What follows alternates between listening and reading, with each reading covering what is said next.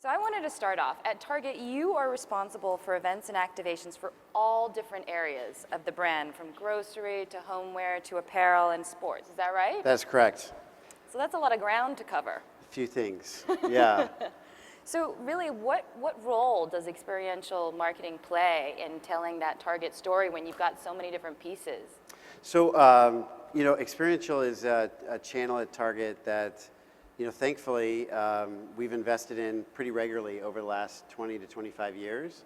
And we've been very fortunate to have some leaders that were really invested and really understood what that channel could mean moving forward. They're very participatory. And so, it's one of those things where I've inherited. I've been at Target now for 3.5 years, and my predecessors before me have done some really incredible things over time. But the story of experiential at Target is more of following the overall story arc of Target itself, which is more of a love story, I guess, in some cases. I was just thinking about this while we were sitting backstage, and it's not just a love story around Target's love for the guests and guests' love for Target, but it's sort of like When Harry Met Sally, but except it's about expect more, pay less, right? Maybe some less moaning in a restaurant. I'm not sure, maybe not. But the reality is that there's the two characters there between expect more and pay less have this sort of gentle tension between the two of them, and it's that tension that's helped drive and guide Target for a significant period of time. And just recently we've been out in the media talking about how we're amping up expect more.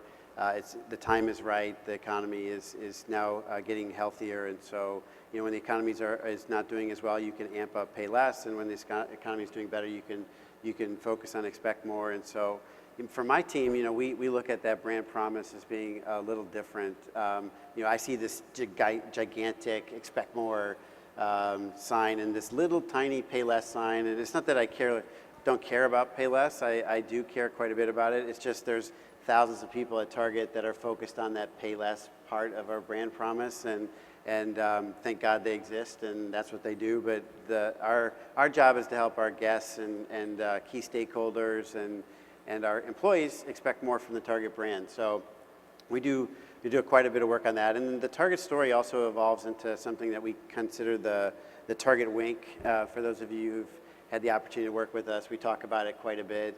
Mm-hmm. It's a little bit hard to define in some cases, but if I were to really try to define it, it's more of a playful spin, or a simple truth, or maybe even an unexpected surprise. Yeah, just an unexpected surprise that you would look at and say only Target would be able to pull something like that off. And it also helps communicate to our guests and key influencers and stakeholders that we just don't take ourselves that seriously. So I think that's kind of a good way to do it. Experiential at Target is more of a, like, we consider ourselves to be at the tip of the innovation spear, and what that means is that there's other groups at Target that work on our technology business and digital work that are at the tip as well. But for us, I want to create events and create experiences that the C-level executives at Target ultimately get sweaty palms for, and get nervous, and we as a team should be working on events and experiences that encompass maybe 10, 15, 20% of our work, that we might just say to ourselves before the event, this might not work. And that's really frightening for a lot of people, specifically in this industry. But I think if you really truly are worried whether it's going to work or not, those are some of the best events that we all would like to attend anyway. And you're trying to create something really compelling and differentiated and innovative. And so that's really important. You've talked about the warm and cool. Yeah. Sides of everything that you do in experiential. Can you explain that a little bit? Sure, yeah. We have a new creative director at Target, Todd Waterbury, who is really exceptional at what he does, and he came to us with this perspective a couple of years ago of making sure that we ask two questions before we do any type of work. And the first question is it warm? And I'm not talking about temperature. I'm talking about asking, is it empathetic? Do you know who you're talking to, and are you doing it thoughtfully? Is it inclusive? Is it optimistic? And then sort of to balance out that emotion, we talk about, is it cool? And we say, is it timely? So is it relevant? And are we having the right conversations at the right time? Is it memorable? Is it distinctive? Is it helping people connect our guests back to Target in one way, shape, or form? And then also asking sort of, is it inventive and is it clever and well designed? So, is it warm or is it cool is a really good filter for us to try to tell those types of stories. And when you think about the total number of stories that are happening at Target at the exact same time, I don't know the exact number, but I seem to remember in one of our meetings that the average guest sees about 45 different messages from Target at the same time, which is quite a bit. And it can be a little confusing. And so when you think about the fact that we're not a company that just sells, a soft drink or a piece of insurance or, a piece of soap, there's thousands and thousands of SKUs that are sold at Target every single day. And so you've got all of our style categories like beauty and home and apparel, and then you've got essentials and grocery, and then you've got electronics, entertainment, and baby and wedding registry, and you've got all the work that we're doing in technology and services to make it better for our guests to shop at Target, get delivered things at home on the same day, and then you've got our billion-dollar commitment to education and sustainability platforms, and the fact that we're in 1,800 communities and all the good that we're doing in each of those communities. And so you start to pile those on top of each other, and then you throw on store comps, and each of these different merchants are looking for the numbers to hit every year, and they're like, well, what about us? You need to be focusing on our category. So it's tough to prioritize sometimes, but there is no shortage of stories to tell at Target, which is helpful. Well, what I think has been, pretty distinct is that, to me, when you'll see all the photos that are coming up in screen from various Target events, but there is a very, very crystal clear story that comes through no matter what type of event it is. Right. And your team is constantly making sure that comes out, even if it's in the decor or the entertainment or the food. Is that right? Yeah, there should be a central spine that runs through each of our activations and the work that we do, and that's where people trip up. I think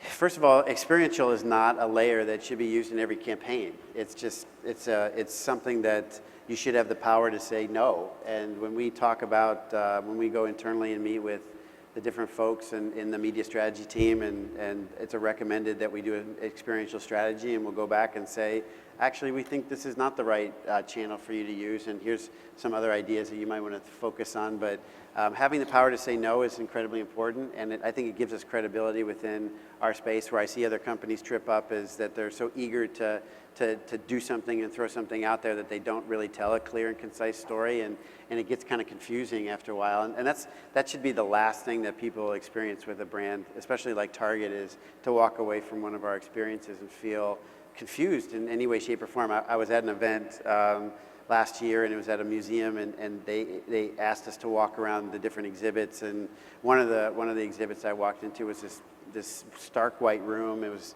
very kind of small, and it had two speakers in the corner, and you walk into the middle of the room, and it starts shouting obscenities back and forth at you, like, F you, F you, F you, and you're like, okay, and otherwise taking me back to like a awkward Thanksgiving dinner when I was 11 years old. It was one of those things where you're like, what the hell is going on here? Right? I have no idea. And so you look at the brochure and it says, okay, well, this is called energy. Okay, that doesn't help me at all. And I had this epiphany, like, what if somebody walked away from Target feeling this exact same way? It would be like if Target started sponsoring Amish rake fighting or something. You'd be like, what?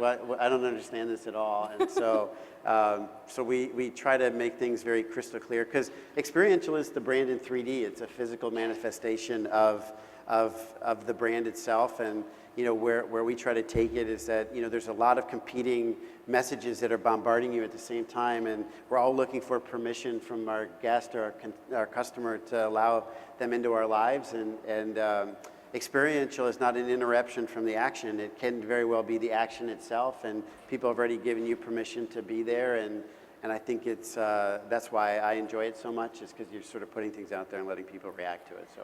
Well, we also had a conversation just about how, we're seeing the advent of digital technology coming into events, and a lot of what the industry perceives as changes, but you mentioned that you don't think that experiential has changed all that much, not as much as people think. Yeah, I don't. I think that, I think that experiential, if you look at any great story, has the ability to stand the test of time, whether it's The Wizard of Oz, or you talk about Great Gatsby, you talk about all these different stories that people continue to follow and love for years and years. Target has been able to put some things out there. Some of the pictures I've just been looking at, some of our events over time, the vertical fashion show in Rockefeller. I mean, that was, almost 15 years ago. You've got the boat that we parked in the harbor as a pop-up store. We did taking over the Hamptons with our King Kong, I think, is in the back. The Bullseye, right? He's hanging out back there. The Bullseye Inn at the Hamptons, the Kaleidoscopic Spectacular. Like, these are all things that even if either 5, 6, 10, 12, 15 years old, even if they were executed today, they'd still be a great story. And so I think technology has helped create a little bit of a better experience for people. I get in arguments or debates about, whether technology should be the experience. And my rule of thumb is that I don't think it should be. I think it should be transparent to the actual event goer or ever attending your experience, and it should enhance it or make a value add in some way. But I fundamentally don't think it should be the actual experience itself. So. But it has changed the way we are able to measure Yes. events, and you guys do measure a lot. We do. You're very active on social media in various different categories that Target has. What are some things that Target measures when they look at success for a marketing activation? Yeah, that's a good question. We first of all, I'm a firm believer that what you measure improves and what you don't degrades. And then I also seem to think that there's organizations that do nothing but measure numbers are rarely capable of big breakthroughs. They're only capable of getting better numbers. And so there's like a happy medium in there somewhere.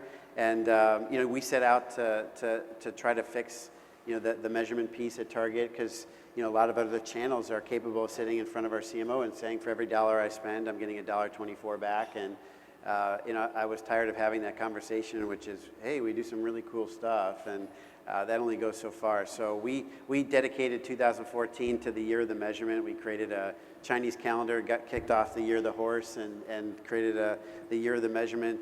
And we've really focused on trying to ladder those different metrics back up to our 3 main goals within marketing, which is driving traffic, deepening guest engagement, and creating brand love. So, for example, under driving traffic, we may measure attendance at an event. We may measure sales or transactions or coupon redemptions and gift card redemptions. If we're doing maybe a post-event survey, it could be intent to purchase. All those things ladder back up to drive sales. And then deepen guest engagement could be something like mobile or digital usage. It could be attendance if it was outside of the Target event itself. There's probably, I'm missing a bunch, but there's 6 or 7 that ladder up to deepen guest engagement, samples given, things like that, and then building brand affinity and creating brand love is more about some of the technology that's around. So, like Net Promoter Score, social sentiment, brand affinity indexes. These are all things that ladder back up to that, and it encompasses a dashboard that we use, and then we help make decisions based off of that. So. I think the industry has been caught up in this whole brand impressions for a significant amount of time, and it's worked because it's an easy thing to do, and it's a very easy metric. It's a universally accepted metric, but the reality is that it only really tells me the raw size of the audience that we're dealing with, and by definition, impressions are passive, and so. What we really want to understand is engagement from the brand, and engagement is ultimately leads to advocacy, and advocacy is ultimately what I crave for, because I think that's where the brand starts to continue to pick up steam. So if I was really looking at it, it's not just consumer impressions, it's more of consumer expressions that we're trying to generate and measure. And if we can take those expressions, which is a like or a retweet or a content generated from one of our events, and start to take those learnings and apply it to more of the national and local events that we do, then I think we're going to win. It's those companies that fight those expressions over time that I think get into trouble. And for us, it's about how do we create content in some way, shape, or form, or connect these people with things that they're very passionate about. And it's sports, it's entertainment, it's fashion, and then you kind of let them go and develop the content on your behalf. And and generally our guest is really good at that, and we embrace it. Well, we're sort of running out of time, but I did want to get to one question. Dan has talked about how Target has always wanted to be at the tip of the innovation spear. Yep. But sometimes that means that not everything you do works. Right, yeah. Can you share any examples of, Sure. of failure? Yeah, we talk about failure a lot. I think as a creative culture, you have to talk about things that work and things that don't, and really dive deep into the things that don't work. We did an event a year and a half ago called Falling for You, and some of you may have seen it. It was a shoppable movie. The whole concept is create a great sort of romantic comedy in a 15-minute period, release it in 3 different segments. We had a great cast of Kristen Bell and Nia Long, and the idea was that anything you saw in the movie while you were watching it, you could just click on it and buy it. And you know, other than the trials and tribulations internally at Target to make sure you have the right product and being sold at the right time, and things change all the time, so that can be kind of difficult. But the reality is that we got a lot of credit in the media around innovation, which really wasn't our original goal to tell an innovation story. It was more about a different type of shopping experience. Innovation, which should have been a separate piece of it, but sales were really terrible, and we figured out that consumers just aren't ready to shop that way. And I've seen other brands, Burberry did it, Levi's did it. There was buzz around their idea, and then it died off, and then nobody really talked about it again. So my guess is they probably had the same experience that we did, which is people aren't ready to shop that way, and we learned a ton, and the merchants learned a ton in terms of how to work with marketing and certain things, but the actual idea itself didn't come to life. And our CMO actually last year, he gives a speech every year about the top things that we do and the sort of the biggest failures, and I recommended that we use that as one of the failures to really sit and talk about, and as a company, and how we break silos down at Target, that there's people that are dedicated to one small area, and if it doesn't fit into that box, they start to get wigged out and like, we can't do this, what are you doing, you're interfering with my world. And so we got to get those people out of the way. I call it there's these people at every company that whether it's the Target middle or the whatever company you work for, the middle, it's these people that straddle the fence and they don't commit to anything. And then when a project's working really, really poorly, they fall to the side of, well, yeah, I don't know what they were doing. I know that this was happening. It's not my fault. Yeah, and then when it's going well, they're like, wow, I don't think this thing would have been nearly as successful without me. So, I tell those people who are in the middle, get the hell out. We have no room for you anymore. Commit to it and try to do your best to make it successful, but hanging out in the middle is a spineless place to be, and I don't respect anybody that hangs out there. So. Well, I think that's all we have time for. Actually, Dan was hoping to have a Q&A, but I know you guys have to get to lunch, so he is sticking around for a little bit absolutely. If you want to just come and find him and ask questions. But thank you so much, Dan, for being here with us today. Thank you.